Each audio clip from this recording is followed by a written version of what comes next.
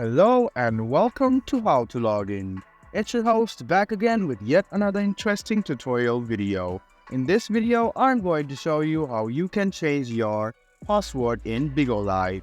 Open the Bigo Live and click on Me in the bottom right hand corner. Go to Settings and go to Account Management. Click on Phone and you can see that there's Change Password. Click on it.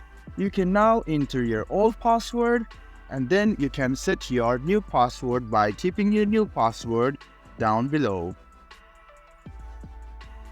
After you're all done, you can go ahead and look at your password to make it more secure and press on Done.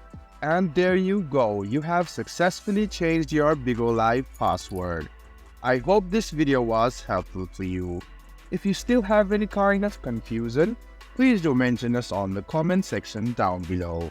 Like the video, subscribe to our channel, and do hit the bell button for more. I expect to see you in the next video. Until then, goodbye, take care, and enjoy.